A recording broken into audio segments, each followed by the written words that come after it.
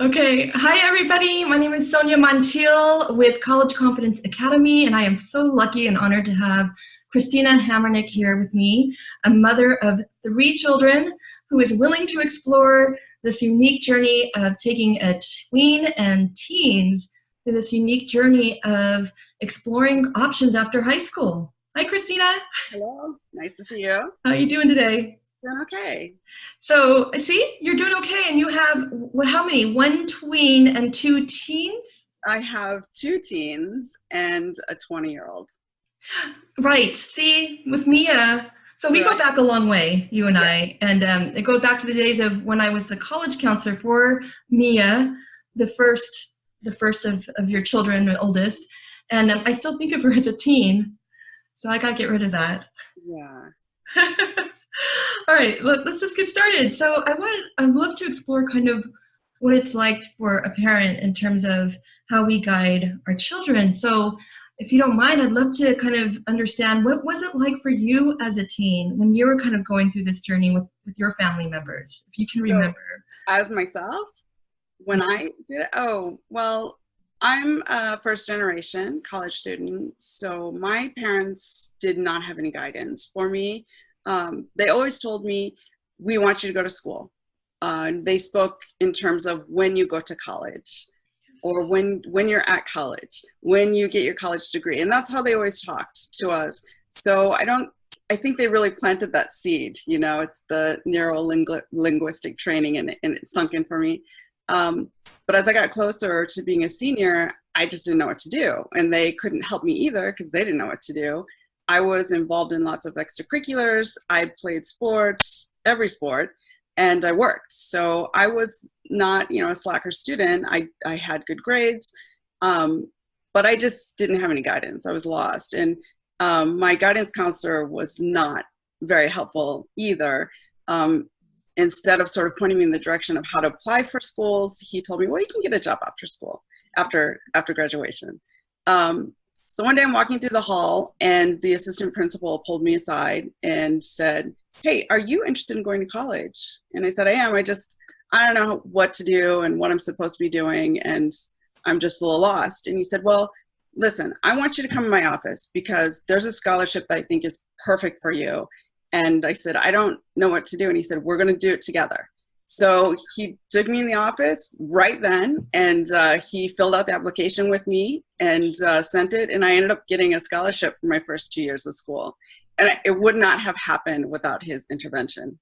That is insanely incredible. Like, so an assistant principal out of all administrators, Right. who are, we know now are maybe disconnected, except for you. I mean, you went to a public school?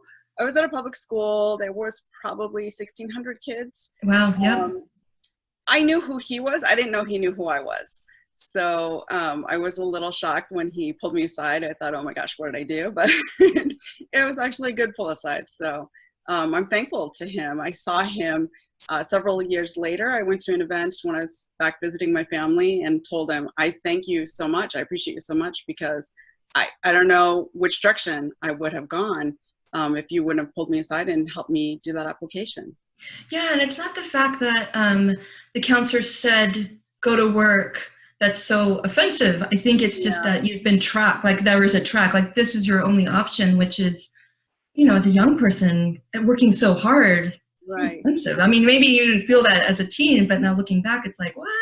No, I think I definitely felt that because, this is a person who's in a position of authority and is supposed to know. And I had no idea where I was in the whole scale of, am I a quality student to apply for school? Am I not on track? I had no idea. I didn't know what the baseline was.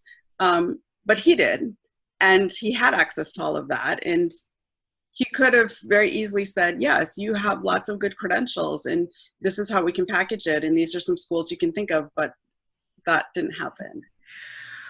Well, there was an angel on your side. And, you and I share that. I also first generation, and a lot of, whether first generation or not, I think a lot of teens hear when you go to college, right. It's no longer the if. So fast forward to Mia, and now currently your other children that you're currently helping. How do you think that your experience as a teen has impacted the way you parent them in guiding them through this process? I think I did the same thing that my parents did from, the earliest conversations. It was always, when you go to school, when you go to college, that's the best time to move far away and to experience a different city and to live in a different environment and make friends from different parts of the country, because your family's always going to be here. You can always come back to us. And that was the message, the mantra I gave them. So when Mia started applying to schools out of state, I was really feeling the, I guess, grief of being successful in my accomplishment. So I was giving her little messages saying, we have really good schools here in California. You should consider them. But, she's very happy. It's perfect where she's at, and it all worked out. Well, then for you, you didn't get that messaging from your parents. Your parents just wanted for you to go to college, but not necessarily like, go and the world is yours, right? Right. What made that important for you in particular? I think because I also had a lucky experience when I started college. My counselor, my peer advisor, is an amazing woman, and we just connected, and without her guidance, I would have missed out on a lot of opportunities while I was in school as well. She just really opened the door for me and gave me the confidence to explore different career paths and different scholarships, different experiences that I just wouldn't have known. There were a couple of times where she as well intervened and said, hey, there's a woman I knew, Sochil, down in the career development department. We found a fellowship we want you to try. We really want you to apply for this. And both of them gave me all the support I needed to make sure it got turned in on time, and I ended up getting the fellowship. So without that guidance, I would have had a different experience again. So I think, go ahead. Well, I think there's a couple of things. You being seen because of your work ethics and what, the efforts and the involvement and the engagement as a young person, but it was these other adults looking in.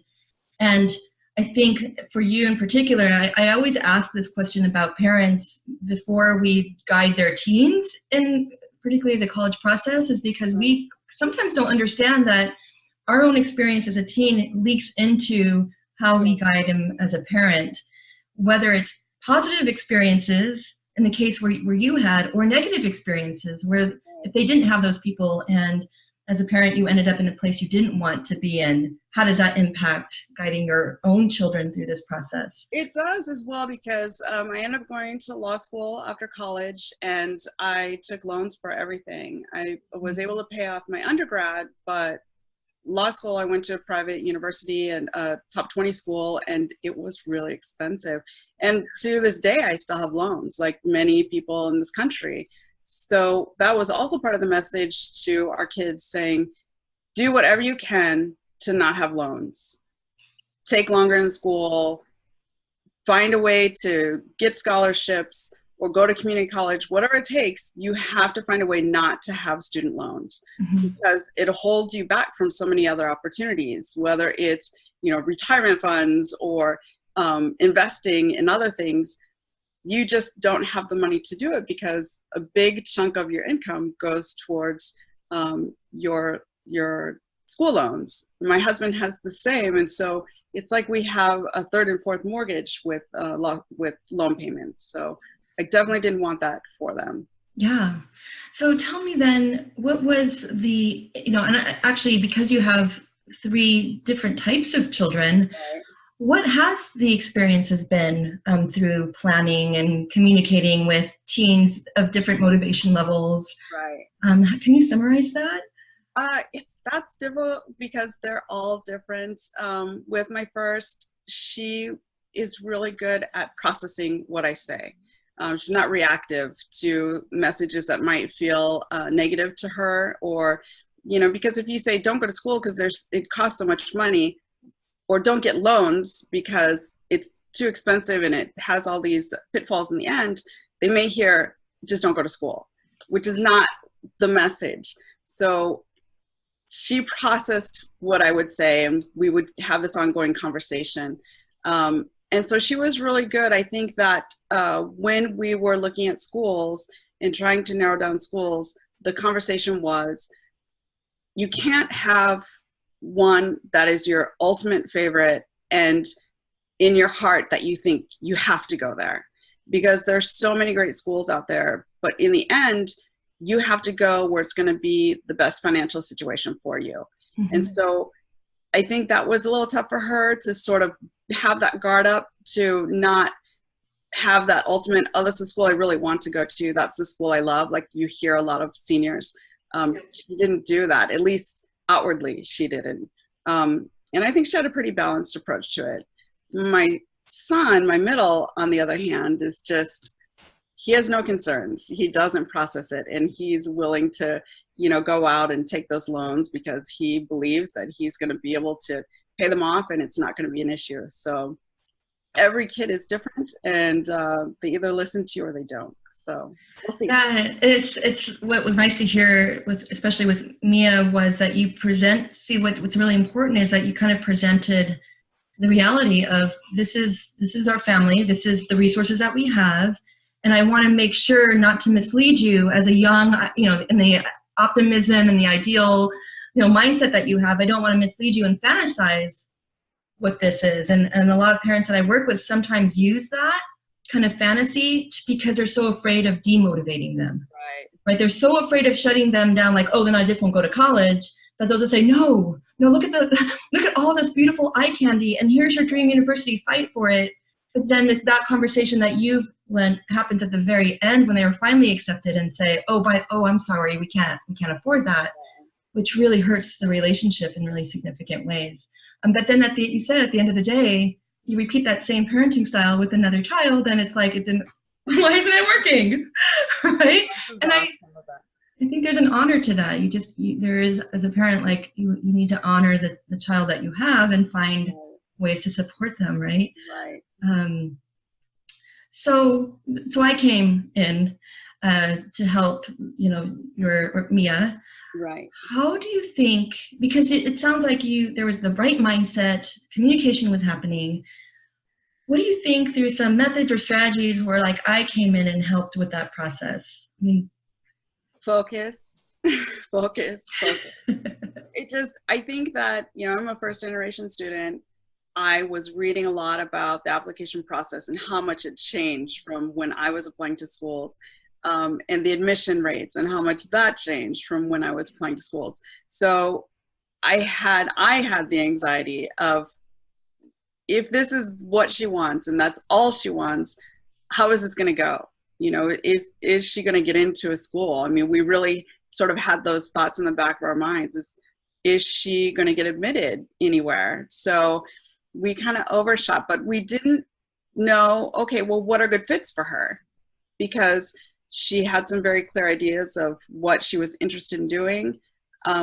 And we knew that there were a variety of schools that had more of the pay your need, meeting your financial need. Yes. And we knew some that were genuinely true about that, and others that were sort of vague and didn't follow through. So that's where you came in, because you knew Mia and you spent some time talking to her about what she wanted, her needs, her desires, and then you were able to put that together with schools that could fit those needs. And so there were a lot of schools on a list you gave to us to do homework on that I hadn't heard of. So that was huge for us. I didn't know where to look. And so I always view the relationship as like the college counselor as a triangle. And for some, it's a good starting point, because sometimes the tension between a parent and teen gets a little bit too, there's a lot more conflict than there are rewards in relationships. So they use the third party, which is me, like to kind of feed in the information and the focus.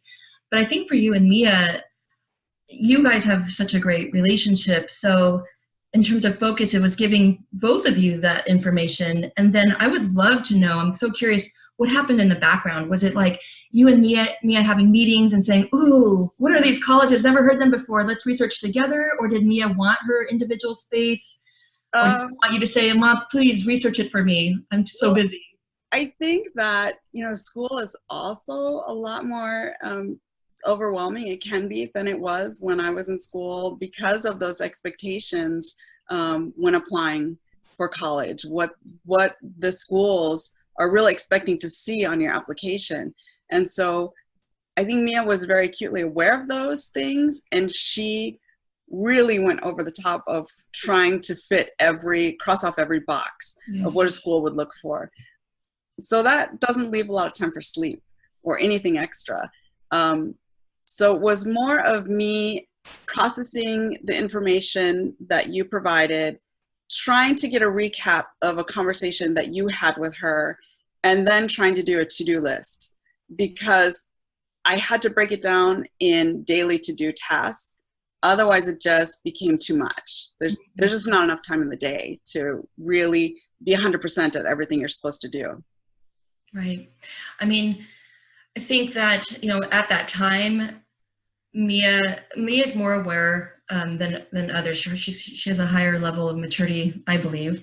But I think we just met yesterday, and listening to her, she really looks back and gives you so much credit now, which is so well deserved. That was nice. It's so nice, you know, to look at you and say, my mom really helped me. And I don't know if she actually communicated that or knew that at the time of a teenager going through this process.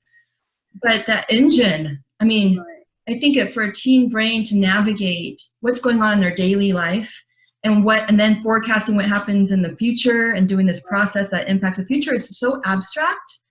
Right. So it sounds like you were kind of like an engine at home base saying, task list, let's stay focused. Here are the 3 things that we have to do this week. Right. And did she really rely on you when it came to? Yeah, just to stay organized, I think, because it can get overwhelming, and I can't write an essay for her. I can't do an interview for her. I can't decide, do I like this school or not, because I'm not going to be living there and going to school. Those are all things she had to do. So it was more me saying, okay, did you read this? Did you research this school? Did you narrow down your list? Did you finish doing your resume? So all of those things I would have to just sort of the gentle reminders, and she would have a hard time. I would be up maybe an hour before she'd get up. And so I was already thinking about, okay, what needs to happen today? What's the minimum checklist we need to finish today? So she would come downstairs before school to get her breakfast, and I would start in, and she would say, I can't talk about this yet. Can it just give me a little time to wake up first? Yes. So definitely. I think, you know, with College Confidence Academy, I'm switching just a little bit. I'm still there for teens, but I really want to be there for parents. Like, how do I use all this information that, yes, Sonja knows has to happen, but how do I convert it to fit my teen's demands on her schedule, her personality? How do I protect that motivation, the inspiration to kind of move forward? So it's pretty exciting to see, you know, how you've done it successfully. And so I guess we'll have a chapter 2 and 3 with your other 2 children. Yeah. I guess now that Mia is in her about to start her 3rd year, what is it that you hope to see in Mia when she graduates in university? I hope that Mia will be able to find employment that she's not miserable at every day. That she's able to pay her bills. She's welcome to live with us if she needs to. But, you know, eventually I hope she'll be able to be independent and have the income to do that. And we've been having this conversation a little more lately. What can she do? And will it be in a field that is fulfilling, or is it going to be an income that she has to show up for, that she's not really enjoying her day at work? So we'll see. She plans to explore a little bit at the career department this year. We'll see. I hope she finds the right fit. I think too, I think the initial, fear with parents is, oh my God, just get a job, right? Like this investment, just get a job when you graduate. But I think that it does transition a little bit to say, well, get a job, but be fulfilled. Like, right. I want you to be happy because of the long-term life that you have to live way beyond your college days. Right. So I guess my last question is, and I fantasize this. So I have a daughter who I'm helping to move out into college next week. And I do fantasize about this, but what do you hope, or what do you fantasize about in terms of your long-term adult relationship with Mia and your other children as well, but we'll pick on Mia. Like, so she might be 30s or 40s. What does that relationship look like? I mean, I hope that we still have a positive, strong relationship, and that the mantra I gave them, that your family's always here for you, is going to be part of her life. We've transitioned, as she moved away, to having FaceTime meetings once a week. And if she's not local, I hope that we continue that, because it's just, I look forward to those conversations where I just check in and hear a little bit about her week and what she did, her ups, her downs, and we'll talk about things that she's not sure how she should handle it. And I give her suggestions saying, if it were me, I would try this, but I don't know. And so then I have to wait. It's sort of like the to be continued. I have to wait till the next Sunday to find out how it went. Do you sleep? Sometimes I'm up thinking about it, but in the end, you realize I don't have control of so many things. You know, I'm not responsible for so many things outside of my own actions, and I don't know how she's going to take care of things, if she'll take care of it, and how people will react to her. So some of those things I had to process and accept and let it go. And one of the other things that came up was those Sunday talks. And I strongly believe and advocate that no matter if your teen support or college student supports it or not initially, to kind of make them do it. I think it's important to kind of check in and actually see their faces and their, because you can tell by health and happiness if they're doing okay, especially out of state. Yeah. But for Mia, I don't know if it was a chore for her. She said it was her anchor. She said that she really depends on that to kind of keep her centered. Right. Was it a chore at first? Because she's like, Mom, I'm so busy. This family talk, it's like in the way. Or was she hooked on it from the very beginning? I think we talked about it before she left. Mm-hmm. We started talking about it maybe a month before she left. And it was just sort of in the peripheral of the conversations that we needed to get ready to move her out of state. But that was an agreement. She was interested in that idea right away. And there were times when she said, I really can't do this today. Can I check in with you tomorrow? So we would talk on Monday, and I totally get that. Or times when we were connecting through FaceTime, and I just knew she had a lot to do. And I would say, it's okay. I know that you have a lot of work to do and you need to sleep at some point. So, I got to see your face, I got to see your smile. So I'm happy. And other times when she didn't have a lot to report, or maybe was too tired to share. So I told her, okay, well, I just want you to sit there for a while so I can look at your smiley face. That's sweet. Very cool. All right. So before we end this session, I just want speaking to other parents who are about to approach this phase in their life, any imparting advice or guidance that you can share with them? It's hard. I don't think that there's any way to take away the anxiousness or the worry, just because it's your child. If they're moving out of state, it's tough. That was hard to adjust to. And it's hard to adjust someone leaving your house. You see someone every single day and you touch base with them every day. It's hard. It's something you have to adjust to. I think working with you in preparing for her applications made it a lot easier, because you have all of those emotional concerns, thinking about my child's leaving, raise this child all these years and suddenly they're going to be gone. So I could sort of keep processing that part of my life and leave the technical sort of framework to you. And then I could give her, based off what the information you provided, I could give her those little checklists, and it made it a lot easier, a lot less time intensive on my part for that technical administrative half. Right. Awesome. Well, thank you. Thanks so much for spending time with me. Welcome.